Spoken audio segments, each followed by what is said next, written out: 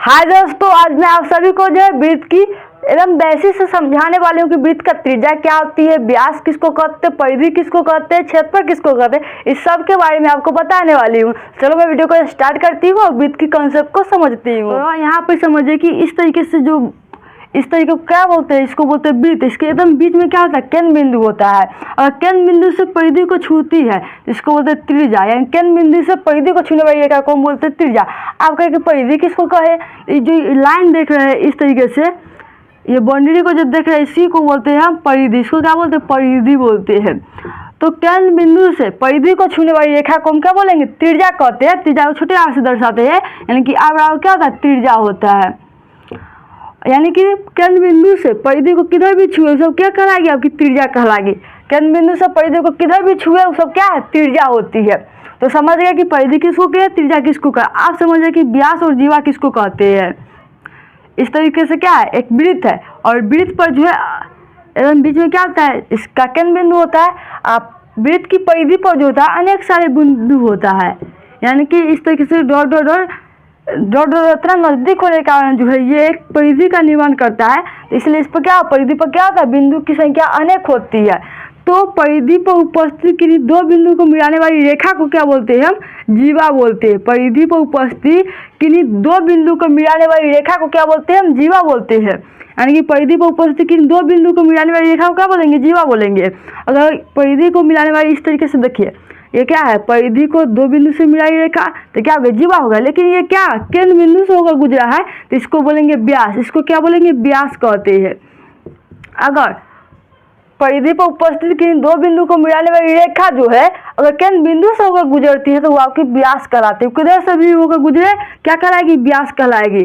इस तरीके से गुजरे या इस तरीके से गुजरे, क्या केंद्र बिंदु से होकर गुजरा है तो सभी को क्या बोलते हैं, व्यास कहते हैं।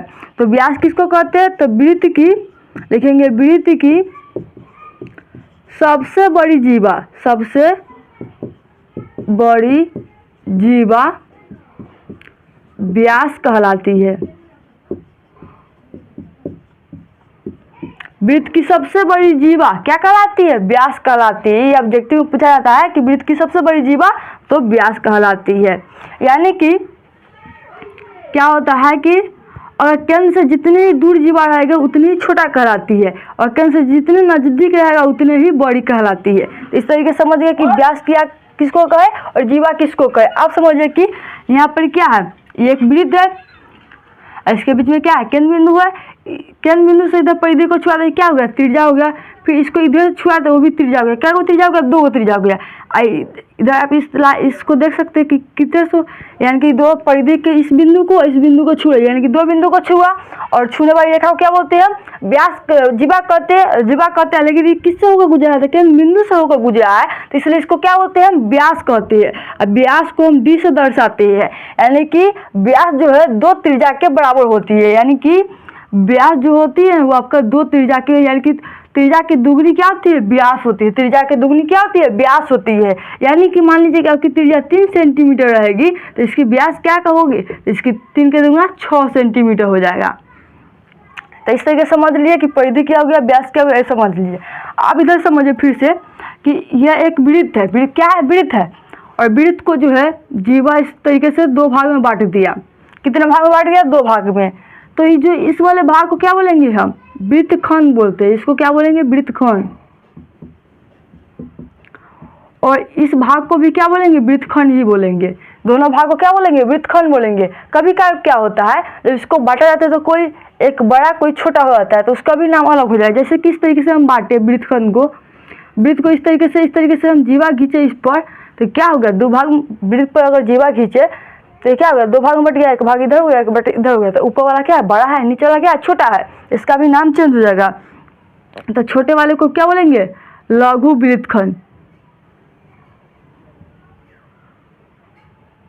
लघु वृत्तखंड। और जो बड़ा है इसको बोलेंगे हम दीर्घ वृत्तखंड।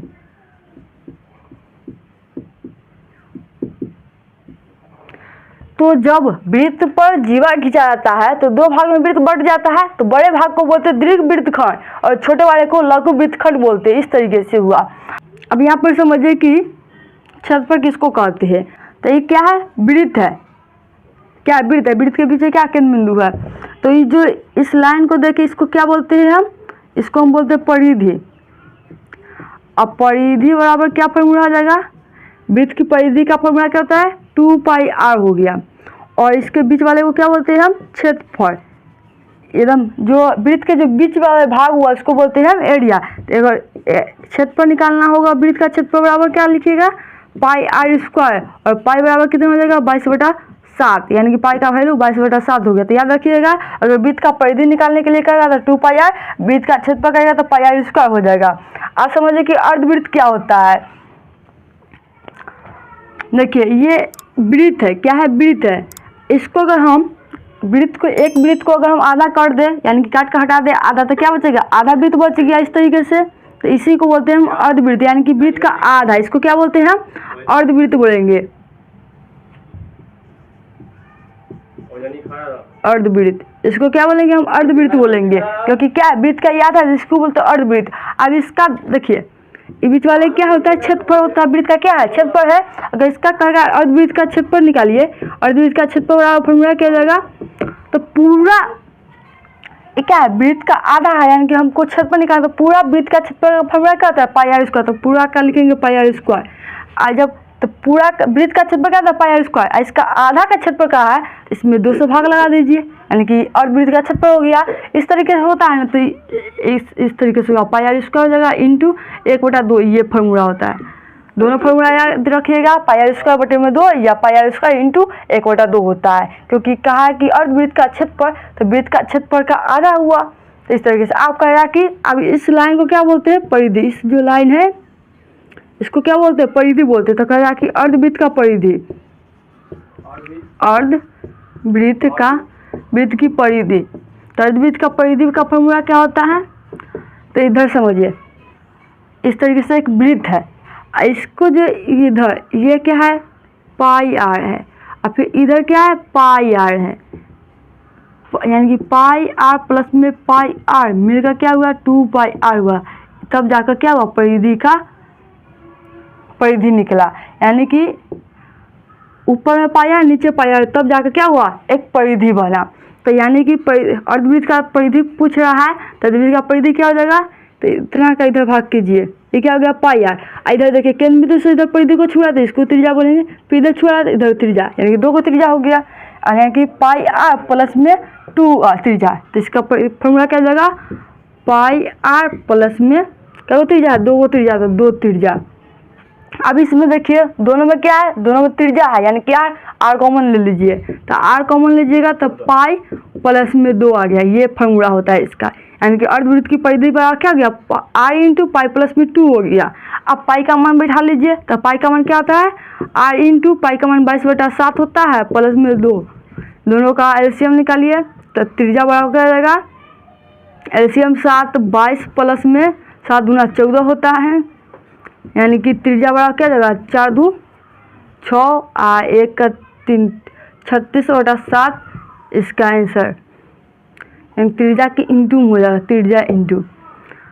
तब इस तरीके से याद रखिएगा कि अर्धवृत्त का परिधि कहेगा तो πr प्लस में 2r भी याद रख सकते हैं, या अर्धवृत्त का परिधि बराबर हो जाएगा r इंटू पाई प्लस में 2, या इसका वैल्यू निकाल कर कीजिएगा तो i इंटू 36/7 हो जाएगा।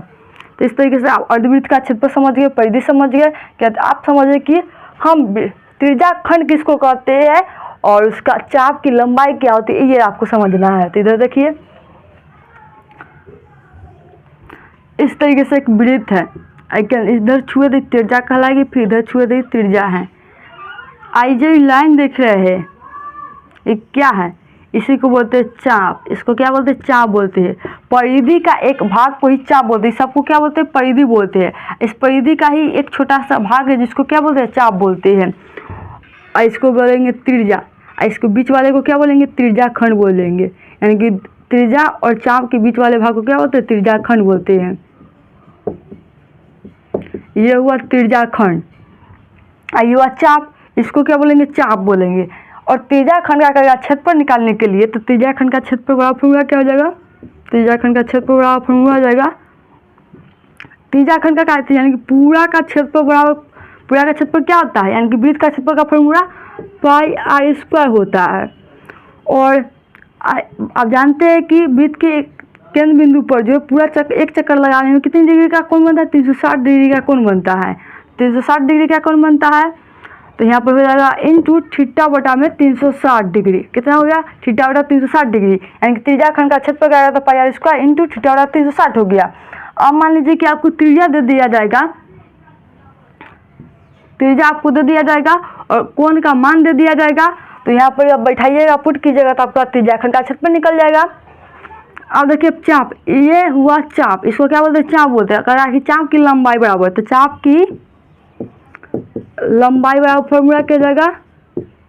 देखिए चाप किसको बोलते? परिधि का ही एक भाग को बोलते हैं चाप। तो परिधि का वृत्त की परिधि का फॉर्मूला क्या होता है? 2 पाई आर होता है इंटू इस पर कितना डिग्री कोण होता है? 360 डिग्री, यानी थीटा बटा 360 डिग्री हो गया। जब आपको त्रिज्या खंड का क्षेत्रफल करेगा तो पाई आर स्क्वायर इंटू थीटा बटा 360 लगाइएगा। चाप की लंबाई करेगा तो 2 पाई आर इंटू थीटा बटा 360।